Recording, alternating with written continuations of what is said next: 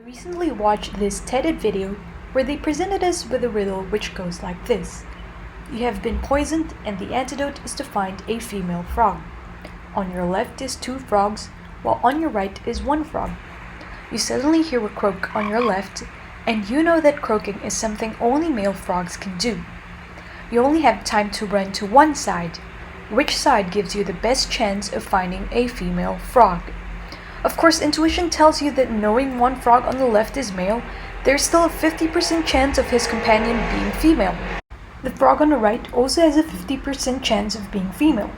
But Ted had a different reasoning, which goes, you know that it's equally likely to find a male-male, male-female, female-male, and female-female frog pair. Because of the croak on the left, you know that the left side has at least 1 male frog. You then reduce your sample space to the first 3 possibilities containing a male frog. Out of the 3 of the pairs with male, 2 and 3 has a female. So knowing that one of the frogs is male, the odds of finding a female beside him is actually 67%. The main flaw in this reasoning is because they didn't consider within the male-male pair, it's possible that one of them croaked while the other one remains silent. Out of these 4 possibilities, only 2 out of 4 has a female in the pair. This is the simple way to draw the probability out. But is this the right way to model frogs croaking? Is it possible that 2 male frogs croaked at the same time? So how do you model a situation where a frog could croak at any kind of frequency?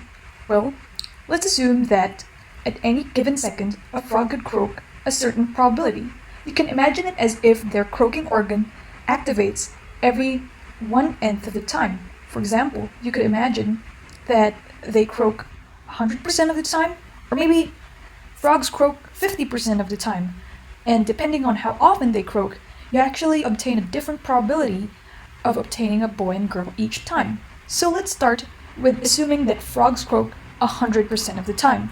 In this case, you'd be hearing a croak the whole time if there are 4 scenarios: girl, girl, girl, boy, boy, girl, and boy, boy. In these 3 cases, you'd hear a croak from the boys all the time. And in 2 of those cases, there's actually a girl in there.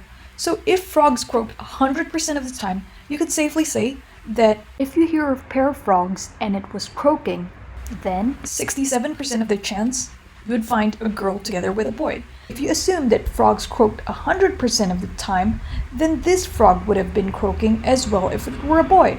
And since the right side was silent in the TED video, you would know that the right side must be 100% a girl. And thus, if frogs croaked 100% of the time, the best direction to run is right. Now let's try reducing the probability of frogs croaking at any point in time to 1/2 instead of 100%.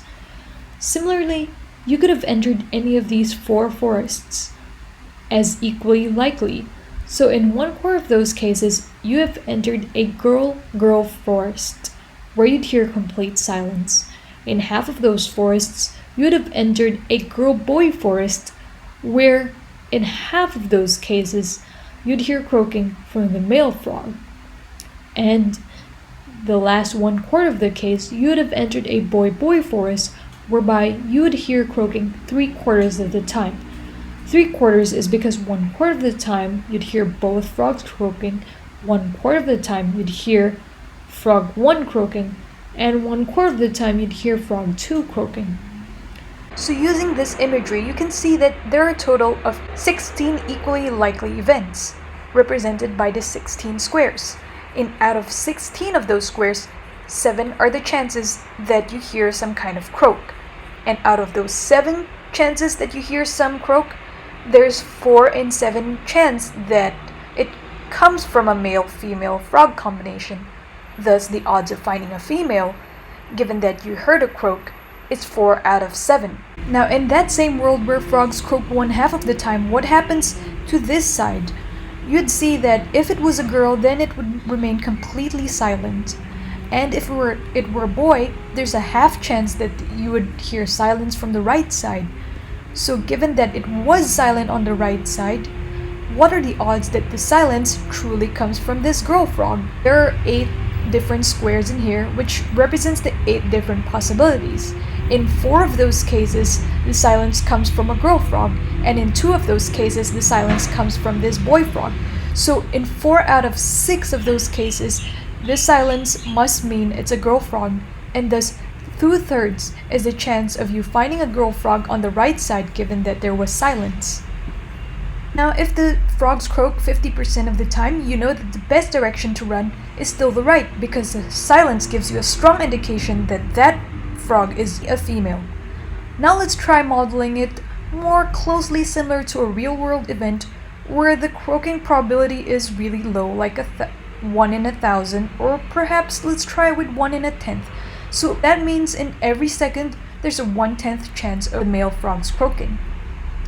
So if you entered these 2 worlds, there's only 1/10 chance of the male frogs croaking.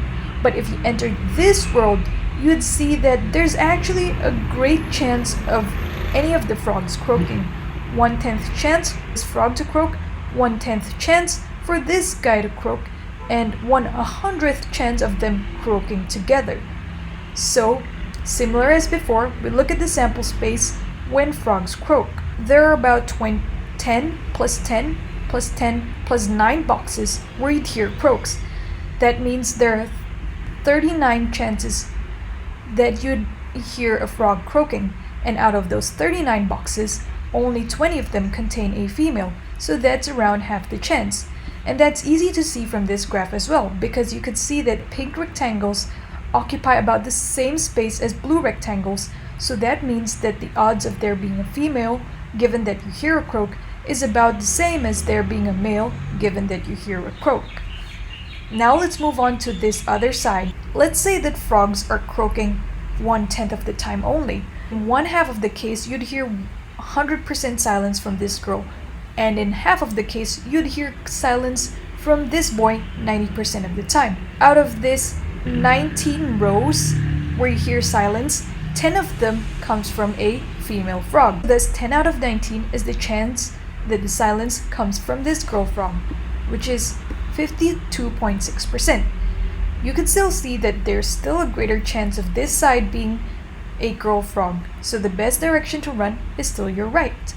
If you keep reducing the probability of croaking to a really low number, you'd see that this side approaches 50, and so is this side, which matches with our intuition. So that is the answer to the TED-Ed riddle.